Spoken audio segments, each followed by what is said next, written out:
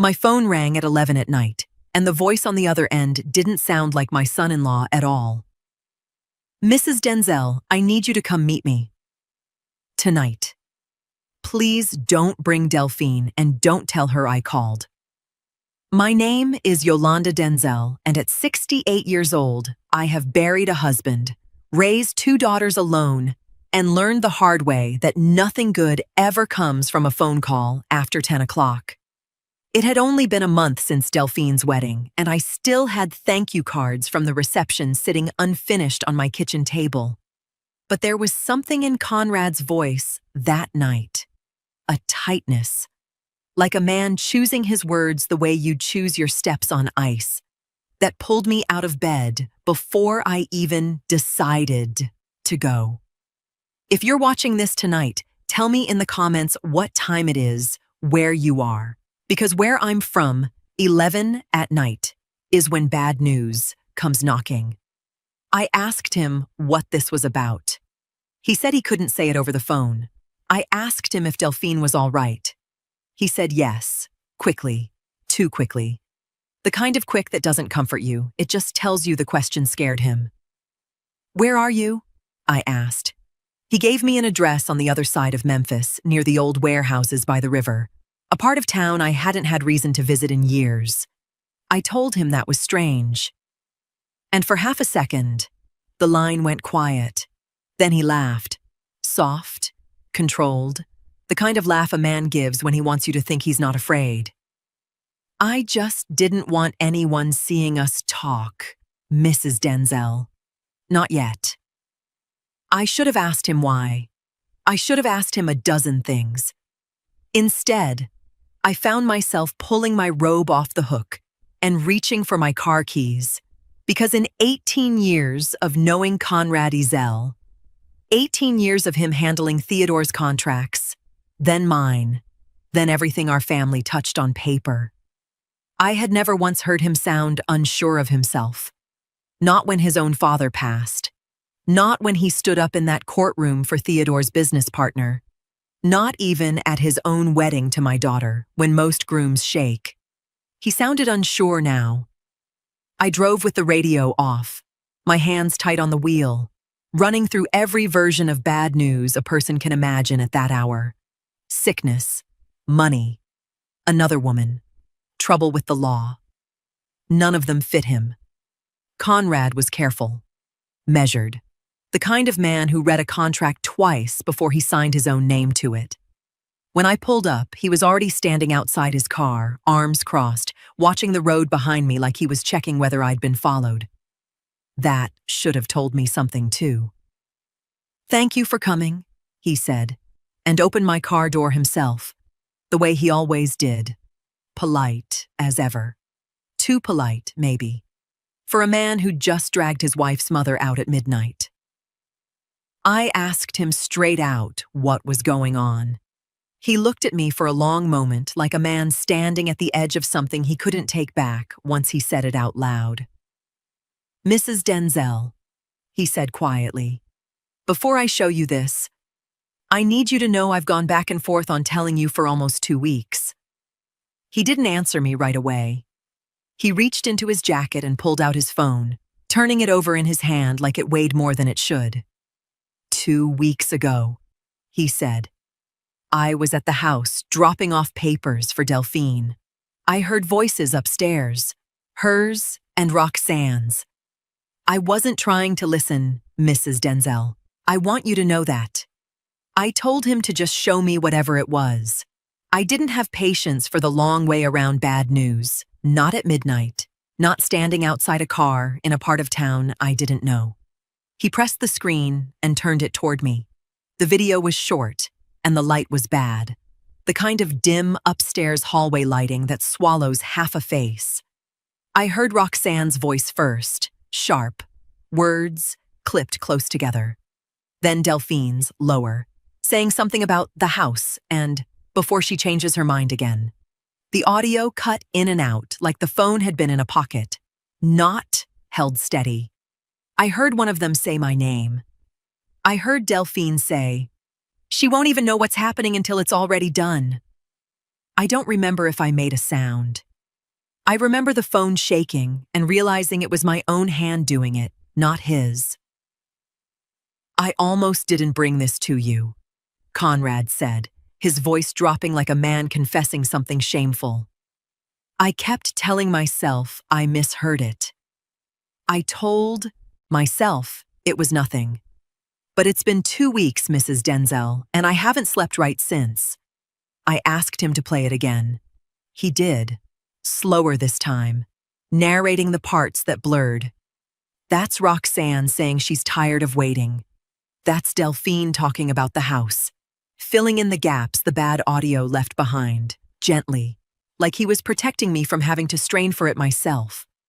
I stood there in that empty lot with my own daughter's voices ringing in my ears, and for the first time in a long while, I felt something in my chest crack clean down the middle. Not anger yet, just disbelief, the kind that hollows you out before the anger even has room to arrive. Why didn't you bring this to them? I asked him. Why not go to Delphine first? She's your wife. He looked down at the phone, then back up at me, and for a second, something in his face looked almost tired. The way a man looks when he's been carrying something heavier than he let on.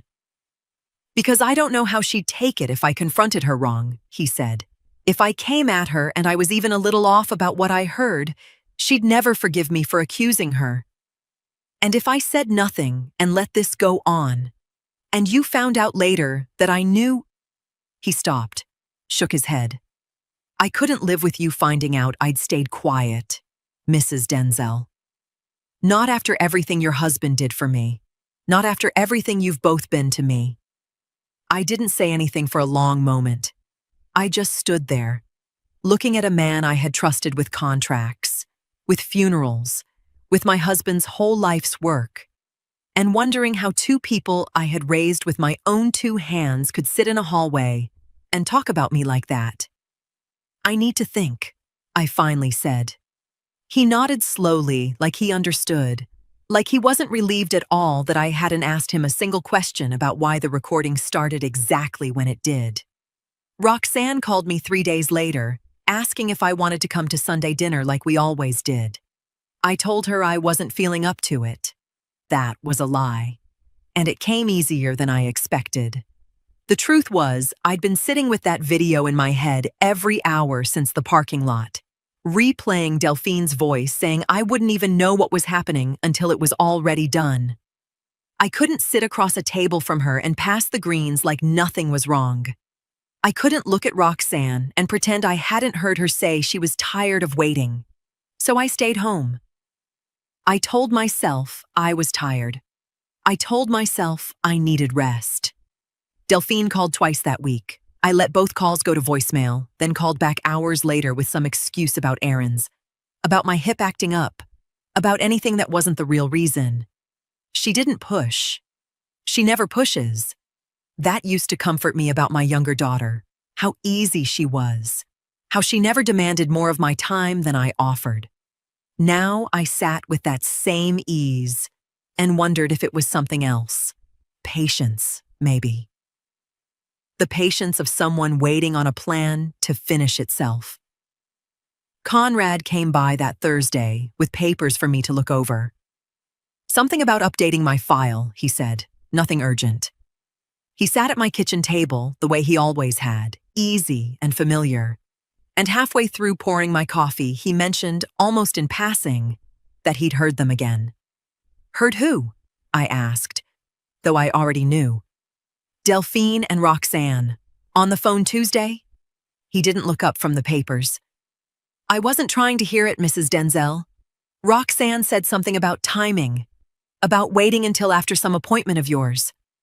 I didn't ask what appointment. I knew exactly what appointment he meant. The hip specialist I'd seen that very Tuesday. The one Roxanne had asked about because she always asks about my appointments. Every single one has for years. But standing in my kitchen with that video still fresh in my chest, the same ordinary concern sounded like something else entirely. Like timing, like a plan being managed around my schedule instead of a daughter checking on her mother. I didn't say any of that to him. I just nodded and let him keep talking about paperwork, about a few signatures he needed before the end of the month, about nothing that mattered as much as the sentence he'd already planted and walked away from like it was nothing. After he left, I sat at that same table for a long time, the coffee going cold in front of me. I picked up my phone twice that evening. Both times, my thumb hovered over Roxanne's name. I wanted to ask her straight out. What appointment? What timing? What was she talking about with her sister on a Tuesday afternoon? I wanted to hear her voice crack with confusion. Or worse, hear it not crack at all. That second thought is what stopped me both times. Because if I called her and she answered easy, calm, like she had nothing to hide, I wouldn't know if that meant she was innocent or if it meant she was good at this. I put the phone down and told myself I'd ask another day when I was ready to hear whatever answer came back. The bank statement came on a Monday, tucked between a church bulletin and a flyer for the senior center, and I almost set it aside without opening it the way I usually did. I don't know what made me open it that day instead of letting it sit on the counter like the others. There, halfway down the page, was a transfer out of my investment account. A number large enough to make me sit down at the kitchen table and read it twice. I didn't recognize it. I tried to place it against anything I'd done that month, any bill, any repair, any gift to the grandchildren, and came up with nothing. Then I remembered the papers. 2 weeks earlier, the same week as my hip appointment, Conrad had come by with a folder of documents he'd said couldn't wait until the following month. There were year-end trust adjustments to complete before a filing deadline, he'd explained, and delaying them could create unnecessary tax complications for the estate. I remembered sitting at this same table, my hip throbbing from the specialist poking and pressing at it that morning, half listening as he flipped through pages and pointed to lines. Just sign here, Mrs. Denzel, and here. I'll make sure everything gets filed on time. I remembered the pen in my hand, the dull ache running down my leg, and how easy it was to sign where he pointed, instead of reading every page the way Theodore always told me to. Theodore used to say, read it twice before you sign it once, no matter who brought it to you. I called Conrad that afternoon and asked him about the transfer. Oh, that, he said easily, as though I'd asked about the weather. That was part of the trust adjustment we discussed before the filing deadline, Mrs. Denzel. We moved a portion of the investment account into the estate's trust structure for tax purposes. You signed the authorization the same day as your hip appointment, remember? I walked you through it. I didn't remember him walking me through anything. I remembered signing where he pointed. I don't recall the details, I said. That's all right. That's what I'm here for. You don't need to carry all that in your head. That's my job. He laughed softly, the same warm laugh I'd heard for 18 years whenever I asked a question I thought I should already know the answer to. Theodore used to say the same thing to me. Let Conrad handle the headache, Yolanda. That's why we keep him around. It should have comforted me. For 18 years, it always had. I told him I just wanted to understand it better, and he said he'd come by Thursday with the paperwork again, walk me through it line by line if it would ease my mind. He sounded so unbothered, so willing, that I felt almost foolish for calling at all. Thursday came, and he sat at my table again with that same folder, flipping it open with the same practiced ease he always carried. A man who had read more of my family's paperwork than I had in my own life. Halfway through his explanation, his phone buzzed against the table, the screen lighting up just long enough for me to catch a name I didn't recognize before he turned it face down in one smooth motion. Sorry about that, he said. Work. You know how it is. I did know how it was. 18 years of knowing exactly how it was. But I sat there watching his hand rest on top of that phone, And for the first time since the night in that parking lot, I wondered what else, in 18 years, I had never once thought to ask him to explain twice. Roxanne showed up on a Saturday without calling first, something she hadn't done since she was a teenager sneaking back into the house past curfew. "You've been avoiding us," she said, standing on my porch with her arms crossed, not unkind, just direct the way she'd always been. "3 weeks now, Mama. Delphine thinks it's her. I think it's something else." I let her in because I didn't know how not to. We sat in the front room, and she watched me the way she used to watch me when I was sick and trying to hide it from her as a girl, like she could see straight through whatever I was holding back. "Is it your hip?" she asked. "Is it money? You'd tell me if something was wrong, right?" I almost laughed and almost cried, both at once. I didn't plan what I said next. It came out before I could stop it. "Has anything been going on?" I said, careful, watching her face closely. "Around the wedding month? Anything you and Delphine talked about that maybe you didn't think to bring to me?" I watched her face for the crack. I watched for the hesitation, the flicker, the thing that would have told me the video was true. Instead, her eyebrows pulled together, confused, almost hurt. "The wedding month? Mama, what are you talking about?" "We were planning a wedding. We were arguing about flowers and whether Delphine's dress needed altering again. What else would there be?" "Nothing," I said quickly. "I just wondered." "You just wondered." She repeated it slowly, like she was turning the words over, trying to find the shape of what I wasn't saying. "Mama, you've never just wondered anything in your life. You ask a question. You've already got 3 reasons for asking it." I didn't answer that. I picked at the hem of my sleeve and looked anywhere but at her. "Is this about money?" she pressed. "Did somebody tell you something about me and Delphine? Because if somebody's been in your ear—" "No one's been in my ear," I said, too fast, and I heard how it sounded the moment it left my mouth. She sat back, studying me the way she used to study a patient's chart before she'd commit to a diagnosis. And for a long moment, neither of us said anything. "Mama," she finally said, her voice dropping into something quieter, something that cracked just slightly at the edges. "Whatever this is, wherever it's coming from, I need you to know something. I'd never hurt you. Not over money, not over a house, not over anything. You raised us better than that. And even if you hadn't, I love you too much to ever be the reason you sat in this house, feeling the way you look right now." I looked at my daughter's face, open, wounded, nothing guarded in it at all. And I thought about the blurred hallway light, the voices cutting in and out, Conrad's steady narration filling in every gap I couldn't quite hear for myself. 2 things couldn't both be true. And sitting there, I no longer knew which one wasn't.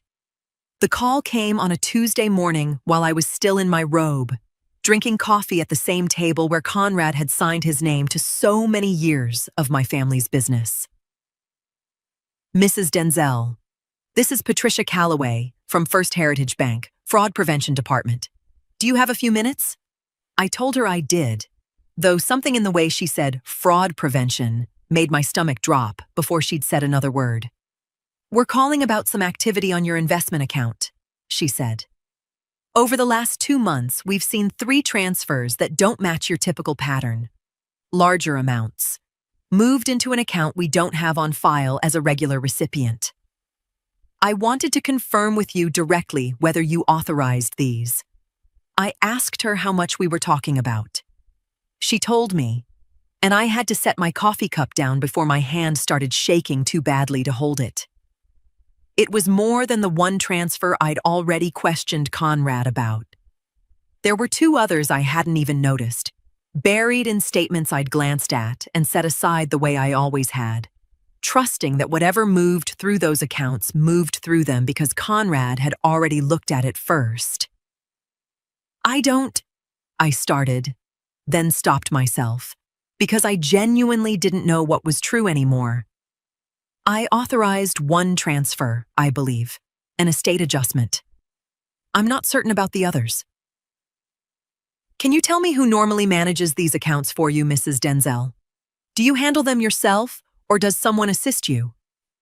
I thought about 18 years of folders on my kitchen table, 18 years of let Conrad handle the headache, 18 years of signing where he pointed, because Theodore himself had taught me to trust him that much.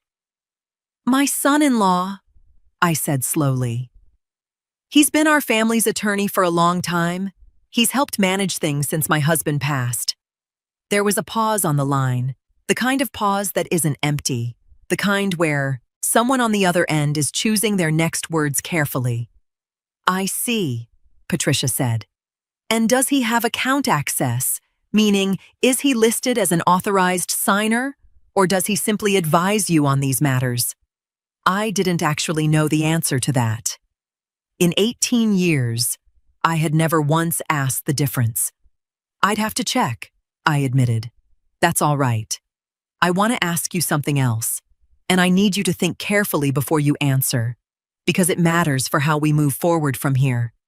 Her voice had gone careful now, deliberate, the way a doctor's voice goes, right before delivering something you don't want to hear. Mrs. Denzel, do you currently have someone managing your accounts on your behalf? My son-in-law assists with my accounts, I told Patricia, choosing the word carefully. I wouldn't say someone manages them for me without my knowledge. Understood. I do want to mention, since he's listed as an authorized signer, our system automatically sent a routine alert to everyone on that list when the transaction was first flagged, before you and I ever spoke. That's separate from what I'm about to offer you now. I can also open a private trace on these transactions if you request it. That part stays between you and the bank and wouldn't go to any other authorized signer, including him. I told her yes. Trace it. I didn't tell her why my voice had gone flat and careful, why I wasn't asking the questions a worried woman should be asking. Was my money safe? Was someone stealing from me? Should I call the police? I asked her instead how long a trace would take and whether Conrad would be notified about this second request specifically. No, she said. This trace stays between you and the bank. He may already know about the original flag since that alert went out automatically. But he won't know you've asked us to dig further. Good, I said. And I heard myself say it before I'd fully decided I meant it. After we hung up, I sat at the table for a long time before I pulled out an old notebook I'd used years ago for grocery lists and church committee notes, and I started writing down dates. The night in the parking lot. The signature week. The same week as my hip appointment.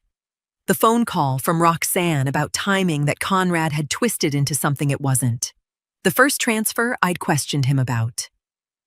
I wrote them all down in a column, plain as I could, and stared at how close some of them sat to each other. I didn't know yet what I was building. I only knew that for the first time since that night across town, I wasn't sitting still, waiting for someone else to hand me the next piece. Conrad came by that evening, unannounced, with a small gift bag, a candle, something Delphine had picked out, he said, thinking of me. We sat in the front room and talked about nothing much. The grandchildren, a church anniversary coming up, his work slowing down some now that a few cases had closed. Then, halfway through a sentence about something else entirely, he said it so casually I almost missed it. Oh. I meant to tell you, I handled a little banking issue for you earlier this week. Nothing to worry about. Just some flag the system kicked up on one of the transfers. I called and got it sorted. I kept my face still. I'd learned in just a few short weeks how to do that. What kind of flag? I asked, my voice as light as I could make it. Routine stuff, he said, waving a hand. Banks get jumpy about big transfers sometimes. I told them I handle your estate matters and it cleared right up. He smiled, easy as ever. You don't need to think twice about it. I smiled back at him, and underneath the smile, my mind moved fast and cold and clear for the first time in weeks. He knew about the first flag. That much, Patricia had already explained, was simply how the system worked. But I had asked for something else entirely less than 6 hours ago, something that was supposed to stay between me and the bank alone. And watching him sip his coffee like a man with nothing at all to hide, I found myself wondering, for the first time, whether there was a difference between what he knew and what he was pretending not to know. Delphine called me on a Sunday afternoon, her voice lighter than I'd heard it in weeks, and for a moment I let myself believe things between us were settling back into something normal. Conrad surprised me, she said, half laughing. Traded. In his old car for something nicer. I told him we didn't need it. But you know how he gets when he wants to treat me. I asked her what kind of car, keeping my voice easy, the way you ask about weather or church service. She told me. And the number she mentioned when I pressed her about the price, casually, the way a mother asks about her daughter's life, sat heavy in my chest long after we hung up. And get this, she added, still laughing, still light, still no idea what each word was doing to me. He's been talking about a second property, something for investment, he says. I told him to slow down, but he says business has just been good lately. I told her that was wonderful. I told her I was happy for them. I don't know how I made my voice sound the way it needed to sound, warm and unbothered, while my mind was already running ahead of the conversation to a notebook sitting on my kitchen table. After we hung up, I went straight to it. I found the date of the transfer I'd questioned weeks ago, the one Conrad called an estate adjustment, the one he said I'd authorized the same week as my hip appointment. I found the date of the second transfer, the one Patricia had mentioned larger than the first, the one I hadn't even noticed until the bank flagged it. I sat with my notebook and a calendar I kept by the phone, and I worked backward from what Delphine had just told me. I didn't know the exact day he'd bought the car, but I knew it was recent. Within the last month, she'd said, maybe less. And the second transfer, the larger one, had cleared my account only 11 days before that call. 11 days.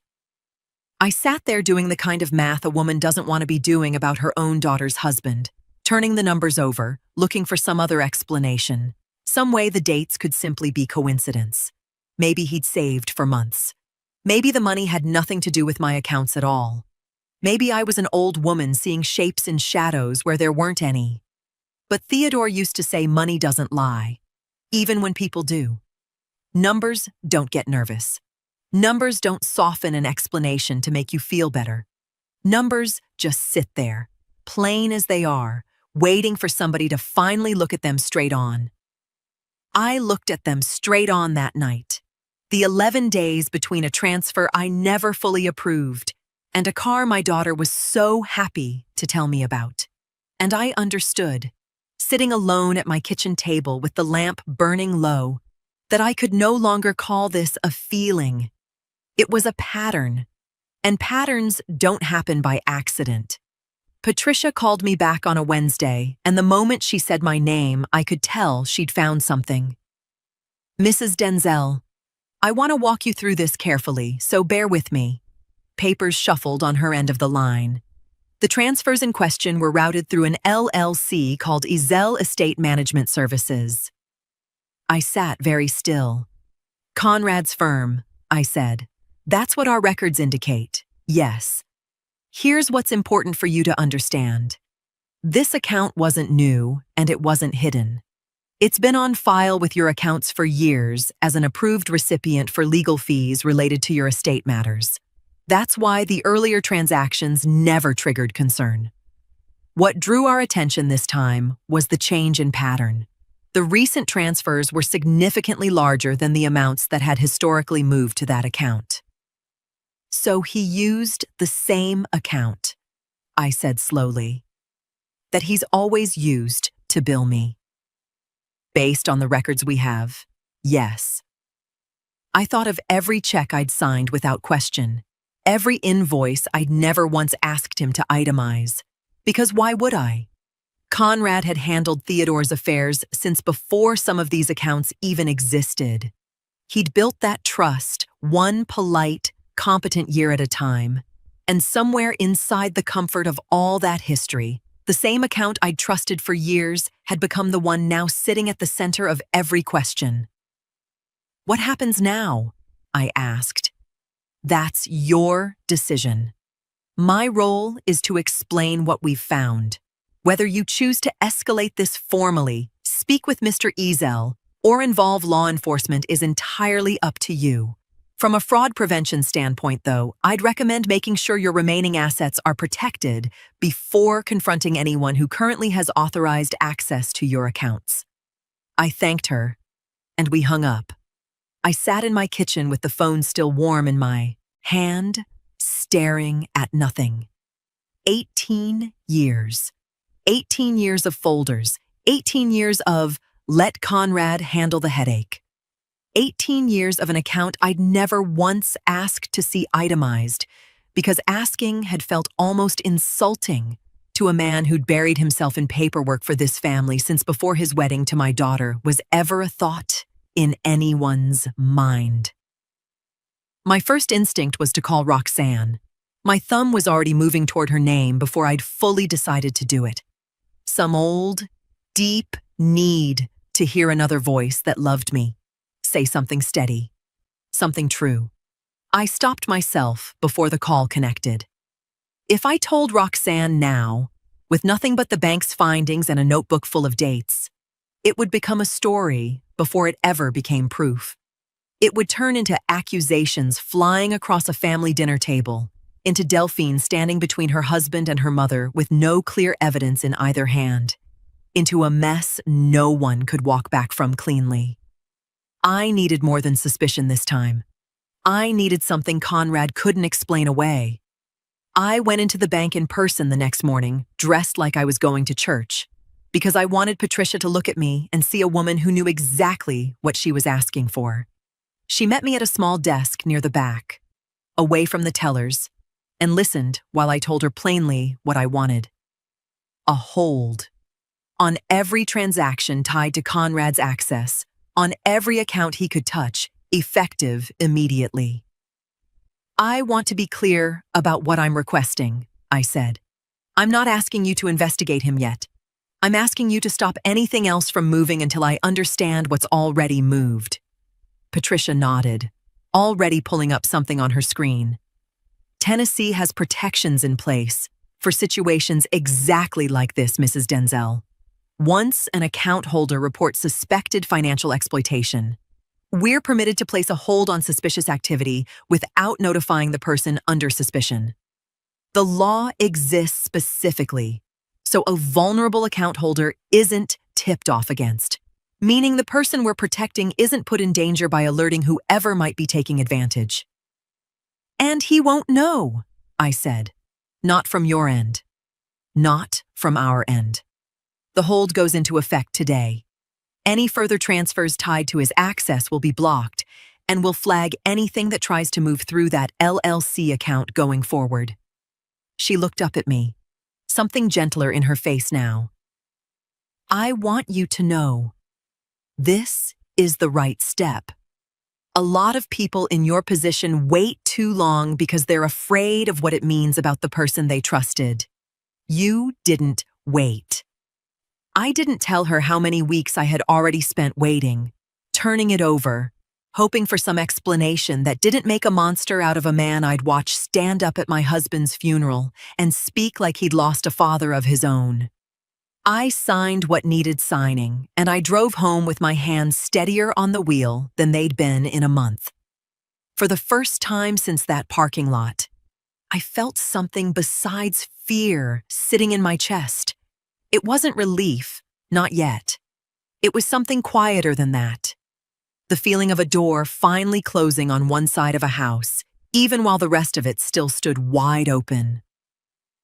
That evening, my phone rang, and Conrad's name lit up the screen. I almost didn't answer. Then I did, because not answering would have told him something was wrong before I was ready for him to know it. Mrs. Denzel? His voice came through bright, easy, nothing in it pulled tight the way it had been that first night across town. I was thinking, could I swing by this weekend? Go over a few estate documents with you? Nothing major. Just some things I'd like to tidy up before the end of the month. I sat very still, listening to a man who had no idea, not even the smallest flicker of suspicion, that the account he'd used for 18 years had already been quietly shut. Of course, I told him, my voice as warm and unbothered as his own. This weekend works fine. The consultant's name was Marcia Beaumont, a small, precise woman Patricia had recommended, someone who'd spent 20 years untangling exactly this kind of mess for families who didn't know who to trust anymore. I sat across from her in a quiet office downtown and laid out everything: the bank's trace, the LLC, the dates I'd written in my notebook. Then, after a long pause, I told her about the video. I hadn't planned to mention it, but watching her work through the financial trail with such calm certainty, I found myself wanting someone, finally, to look at the other thing too, the thing that had started all of this, the thing I'd been carrying alone since that parking lot. She asked whether I had a copy. I didn't. Conrad had only played it from his own phone that night and never offered to send it to me. When I later asked Delphine whether Conrad had ever backed up his phone, she remembered something I'd never paid attention to before.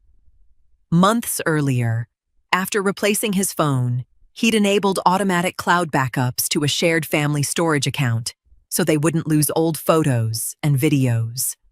Delphine still had access to it. It took Marcia less than an hour to locate the file among hundreds of ordinary recordings. She called me back 3 days later. Mrs. Denzel, I need to walk you through this carefully.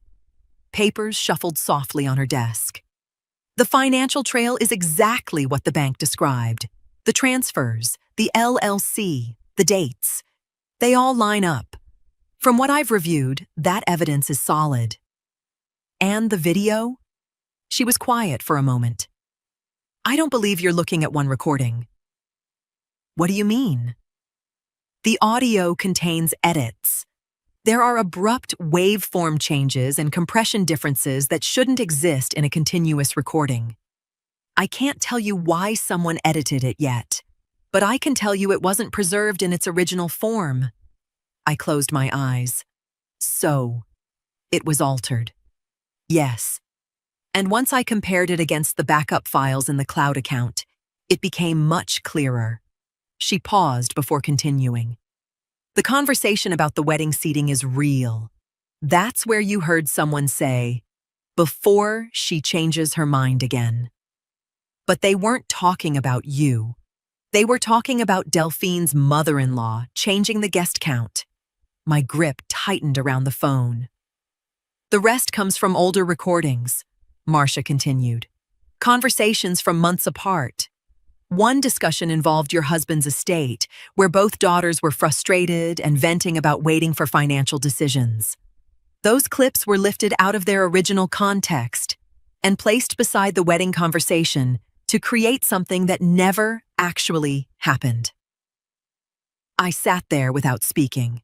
Every Sunday dinner I'd skipped, every call I'd let ring unanswered, every hour I'd spent doubting two daughters who had never given me a real reason to. There is one more thing, Marcia said gently. I examined the file history itself. I braced myself. The metadata preserved in the cloud backup shows the original recording dates for each clip. It also shows when the edited version was first created. Tell me. He assembled the final video 3 days before the wedding. I didn't answer. For the first time since that night in the parking lot, I understood that none of this had happened by impulse. It had been planned. I asked them both to come to the house on a Sunday, and I didn't tell either of them why.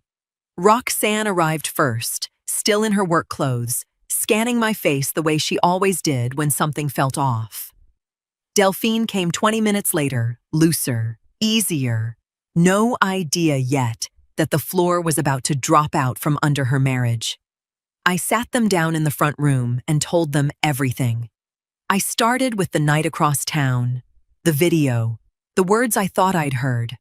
I watched Roxanne's face go from confusion to something sharper, something that looked almost like recognition, like pieces she hadn't known were missing were finally sliding into place. I watched Delphine's face do something else entirely, go pale, then very still, the stillness of someone already running ahead to a conclusion she didn't want to reach. I told them about the bank, the transfers, the LLC with Conrad's name on it. I told them about the hold. And then, because I owed it to her more than I'd owed anyone anything in a long time, I turned to Roxanne directly. I need to say something to you, and I need you to hear all of it. My voice shook, but I kept going. For 3 months, I pulled away from you. I let you stand on my porch and tell me you'd never hurt me. And I still went home that night and wasn't sure I believed you. I missed dinners. I missed phone calls. I let a lie cost us something I can't get back, and I did it to you specifically, Roxanne, not to some idea of you, to you. I'm sorry. I was wrong to let it go on as long as I did, and I should have come to you the moment something felt off instead of carrying it alone. Roxanne didn't say anything for a long moment. Her eyes were wet, but her voice, when it came, was steady. You should have come to me, Mama. But I understand why you didn't. He's good. He's always been good at sounding like the only honest one in the room. Delphine made a small sound beside her, almost a laugh, except nothing about it was funny. 18 years, she said quietly. 18 years of him sitting in this house, and I never once. She stopped, pressed her hand over her mouth, and when she spoke again, her voice had gone hard in a way I'd never heard from my younger daughter. He filmed us. He took something we said about flowers and turned it into something that made you afraid of us. He let you sit alone for months, hurting, because of something he built with his own 2 hands. Delphine, I said carefully, watching something settle behind her eyes that worried me. I need you to stay calm right now. We have proof. We have the bank. We have Marcia's report. We have all of it ready to move on properly. She stood up so fast her chair scraped against the floor. I'm going to go talk to him, she said. Tonight. Delphine, wait. But she was already reaching for her keys, her face set in a way that told me no amount of careful planning was going to hold her back tonight. Delphine called me an hour later, her voice trembling in a way that told me the conversation with Conrad hadn't gone the way either of them expected. He didn't deny it, Mama. Not really. He kept saying there were explanations, that I was jumping to conclusions, that everything would make sense if we just sit down and go through the paperwork together. She paused. Then he started talking about how complicated everything is, how I wouldn't understand the pressure he's been under. Her voice broke. I told him I knew about the hold. I shouldn't have told him that. I wasn't thinking. I felt the floor shift under me. Delphine, where is he now? He left. I don't know where he went. I knew where he went before my doorbell rang 20 minutes later. He stood on my porch without the easy smile I'd known for 18 years, a folder clutched in his hand, his shirt collar slightly open. He still looked like Conrad, composed, professional, every bit the attorney I'd trusted. But there was something different in his eyes, something restless that hadn't been there before. Mrs. Denzel, we need to talk. His voice was calm, almost reassuring, though I could hear the strain underneath it. There's been a misunderstanding with the accounts. I can straighten this out, but I need you to sign something tonight. I didn't move from the doorway. What kind of something, Conrad? He stepped into the front room after I moved aside, setting the folder on the same table where he'd sat for nearly 2 decades. He opened it carefully, laying the papers flat as though this were any ordinary meeting. It's a temporary transfer of the Elmwood property into a protective trust, he said. Only until the bank finishes reviewing everything. Once this is over, it can all be transferred back. I'm trying to keep your assets from getting caught up if the review expands. You're trying to move my house, I said slowly, into something with your name attached to it, while a bank investigation is already underway. His expression barely changed. It's not like that. Then explain it to me plainly, the way you always have. No folders, no signatures, just words. For a moment, he tried. You've trusted me for 18 years, he said quietly. I've protected this family's interest longer than Delphine and I have even been married. One misunderstanding shouldn't erase all of that. It wasn't one misunderstanding, I said. It was 3 transfers, an edited video, and paperwork you wanted me to sign without asking enough questions. Something shifted across his face. Not anger at first. Resignation. You don't understand what I've done for this family, he said, his voice tightening. I built your husband's estate plan from nothing. I sat in rooms with lawyers twice my age and made sure nothing slipped through the cracks for 30 years of work he built. I handled every contract, every dispute, every late-night call when something fell apart, and I never once sent you a bill that reflected what that was actually worth. So, you decided to take it instead of asking. His composure finally gave way. I decided, he said, his voice cracking now, that nobody in this family was ever going to pay me what I was worth. Every year, it was another favor, another emergency, another promise we'd settle things later. He took one slow step toward me. You have no idea what I gave this family for 18 years, and nobody ever thought to ask what it cost me. For the first time since I'd known him, I felt something like fear standing in my own front room, not because he was shouting, but because the man I'd trusted for nearly 2 decades had finally stopped pretending he believed he was innocent. I didn't answer him. I reached into my cardigan pocket, where I'd kept my phone since the moment Delphine called to tell me he'd left her place upset, and dialed the direct number Marcia had given me days earlier. The investigator assigned to the case after the bank referred its findings. He came, I said quietly, never taking my eyes off Conrad. He's at my house right now, and he's asking me to sign more documents. The investigator's voice stayed calm. Don't argue with him. Don't sign anything. Keep him there if you safely can. We're already nearby. I ended the call. Conrad's expression shifted, the anger draining into something closer to disbelief. What are you doing? What I should have done weeks ago, I said.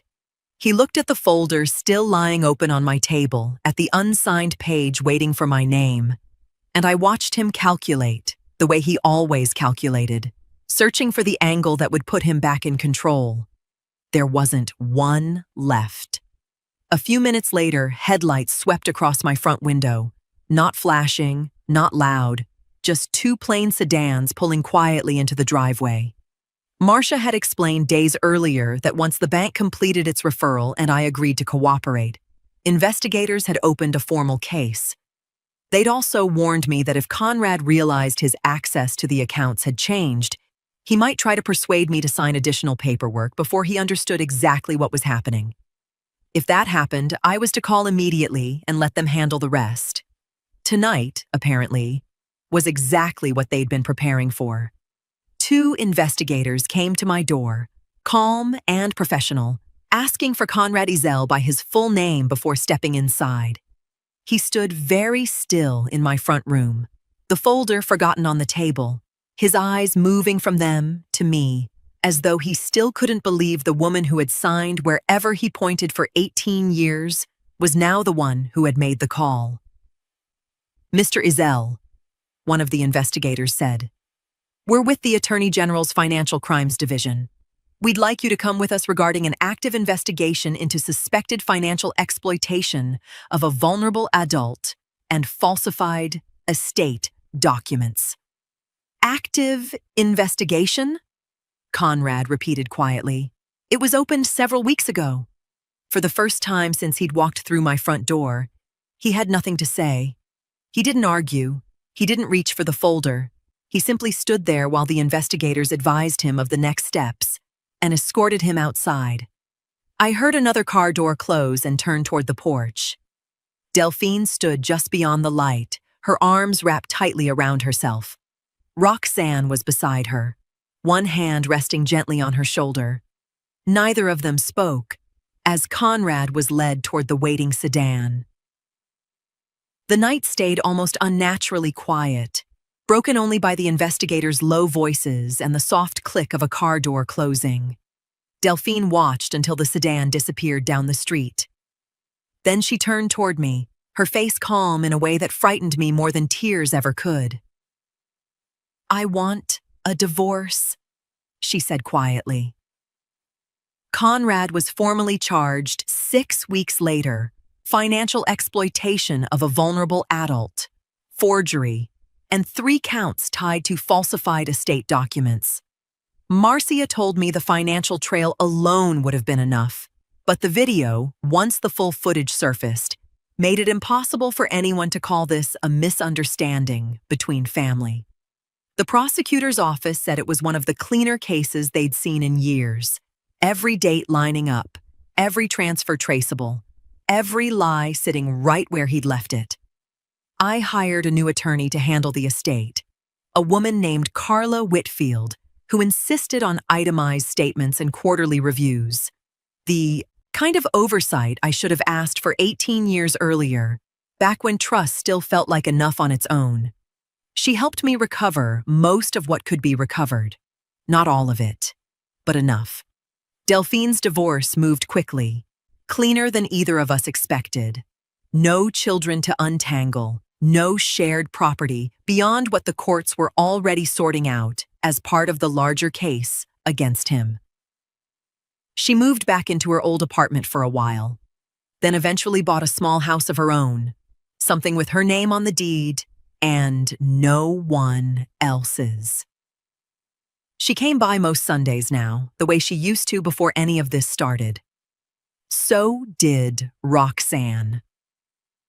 We sat at the same kitchen table where Conrad had once spread his folders out so easily, and for a long time, none of us talked about him at all. We talked about Roxanne's promotion at the hospital. We talked about Delphine's garden, the tomatoes she couldn't keep the rabbits away from. We talked about nothing important, the way families are supposed to be able to talk, without anyone managing the conversation toward an angle.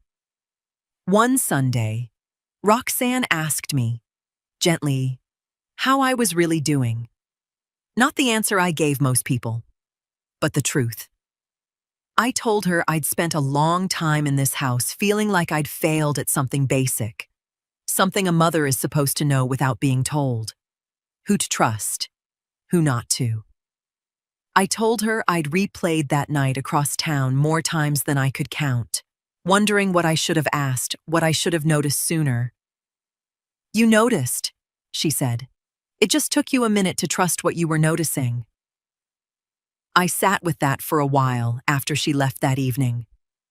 I walked through the house slower than I used to, past the room that had been Theodore's office, still smelling faintly of the cedar shelves he'd built himself, still holding the chair where he used to sit with his own folders, decades before Conrad ever touched a single one of them.